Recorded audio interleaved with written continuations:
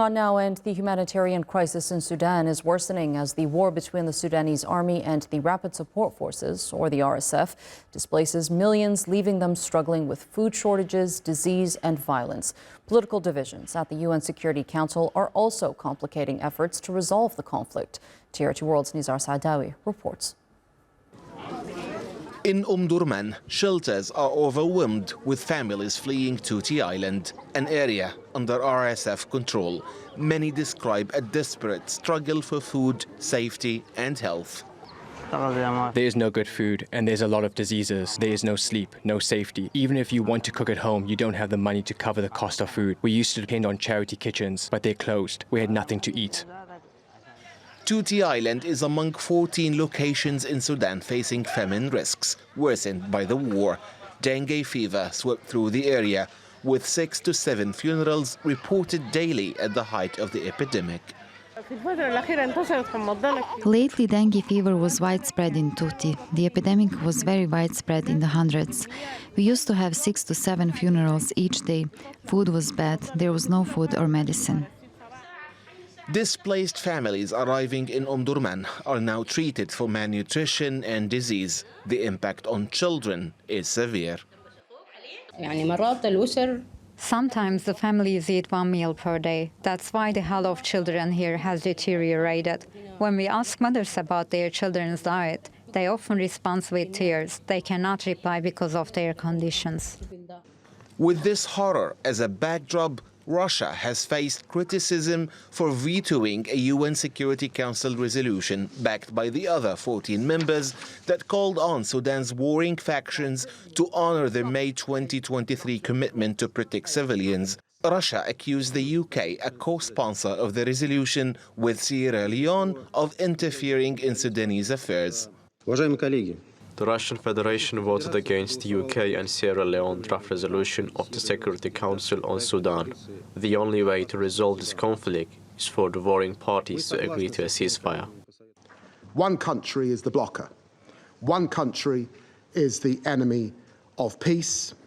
This Russian veto is a disgrace, and it shows to the world yet again Russia's true colors. How many more Sudanese have to be killed? How many more women have to be raped? How many more children have to go without food before Russia will act? US-mediated talks in Geneva failed to secure a ceasefire, but did extract commitments to improve aid access. Yet both sides continue to obstruct relief efforts, blaming each other. With over 20,000 deaths and millions displaced, Sudanese civilians endure immense suffering.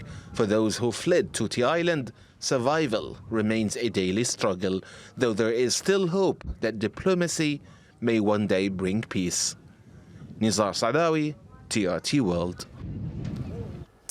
Well, a recent report suggests that the toll from the devastating conflict in Sudan is significantly higher than previously recorded. The investigation by researchers Sudan and Britain suggests that more than 61,000 people have died in Khartoum state during the first 14 months of war. The health ministry says war-related deaths are about 5,565.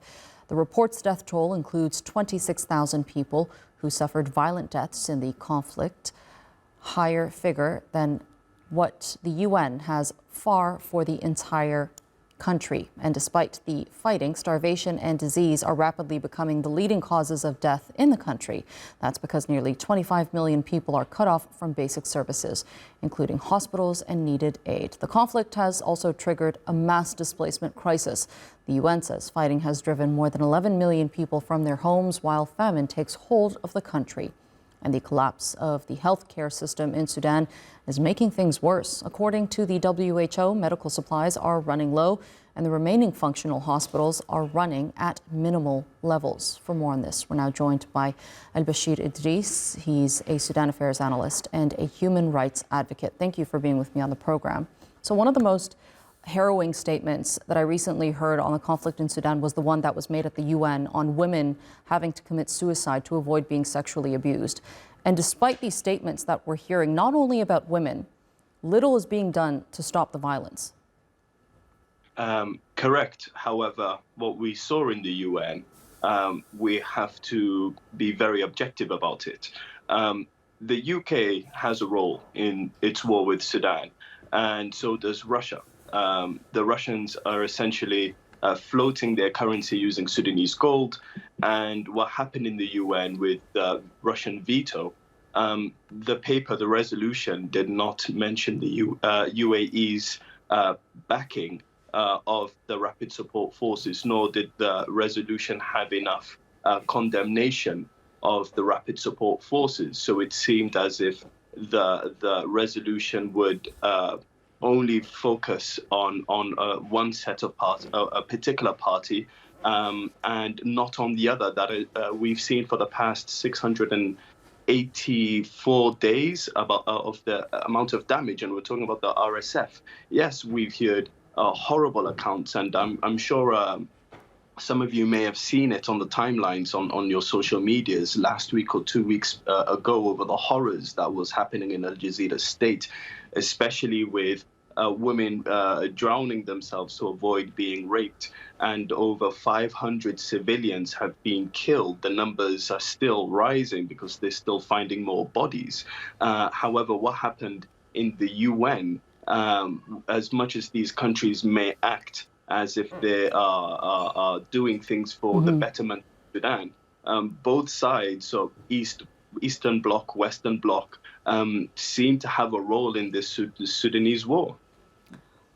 We've been reporting that today's World Children's Day, and it's the minors who suffer the most in these wars. What's the impact on children been like in Sudan?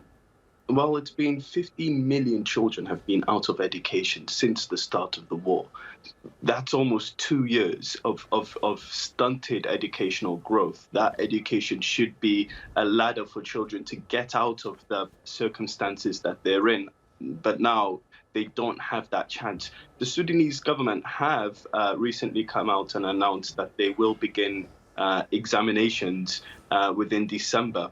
And then another round earlier next year to allow young people, children, to be able to get those qualifications to go forward with their lives without having them to be stopped all the time. But that's just on the educational side. We've heard reports on how children are used as soldiers, child soldiers, and the way that young girls are essentially kidnapped and go into sex trafficking by support forces, and young boys and are kidnapped or forced to join different militias such as the rapid support forces, or even join the national army because they feel a sense of needing to defend their families and friends.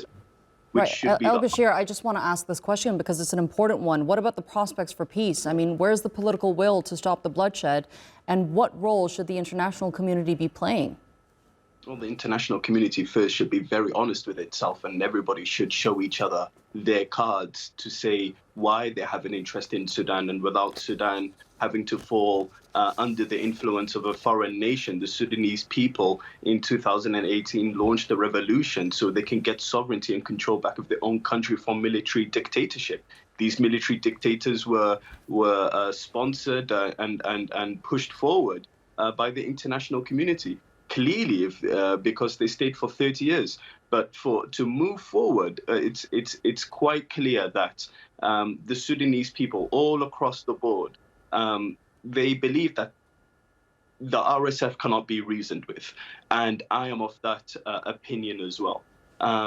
With what we've seen for the past 584 days, it's very difficult to reason with people and a militia that seems to cause ethnic cleansing and genocide of African tribes and other ethnicities within Sudan, when Sudan is a tapestry made up of many different ethnicities and backgrounds. And this ethnic supremacy, well, if we want to go forward, somebody has to, or at least a certain side has to say to itself, we need to stop this supremacy. We need to stop these attacks on innocents.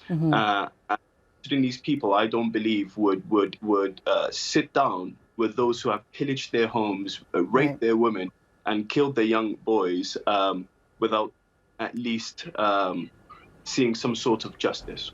Indeed. Al-Bashir Idris, thank you so much for joining us here on the NewsHour and sharing that analysis with us. I appreciate it. Thank you.